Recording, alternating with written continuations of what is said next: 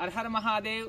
మనం ఒక పనిలో విజయం సాధించాలన్నా, మనం ఫిట్గా ఉండాలన్నా, మనం ఒక ఛాంపియన్ అవ్వాలన్నా మెయిన్గా వచ్చేసి క్లారిటీ ఆఫ్ థాట్. అంటే మనం ఏదైతే అనుకుంటున్నామో దాంట్లో క్లారిటీ అనేది ఉండాలి. అది ఖచ్చితంగా మనం అవుతామని నమ్మి అలాగే మనం రెగ్యులర్గా మనం వర్కౌట్స్ కానివ్వండి, మనకు కావాల్సిన దానికి సంబంధించిన ప్రతి ఒక్కటి చేస్తూ వెళ్తూ ఉండాలి. అప్పుడే మాత్రమే మనం సక్సెస్ కాగలుగుతాం. మనం క్రిస్టియానో రొనాల్డో చూసినట్టయితే ఆయన చెప్తాడు ఏంటంటే, మీరు ఎప్పుడైతే ఒకే పనిని కొన్ని సంవత్సరాలు కన్సిస్టెన్సీగా మనం ఎప్పుడైతే చేస్తామో అప్పుడు మాత్రం మీరు సక్సెస్ అవుతారని చెప్తున్నాడు. అలాగే మైక్ టైసన్ కూడా మనకు ఒక విషయం చెప్తాడు. ఏంటంటే, మీరు దేన్నైతే ఒకదాన్ని పట్టుకున్నారో దాన్ని రెగ్యులర్గా చేస్తూ వెళ్తూ ఉంటే ఒక టైం వరకు మీరు మంచి సక్సెస్ అయ్యే అవకాశం ఉందని మనకు మైక్ టైసన్ చెప్తారు అనమాట.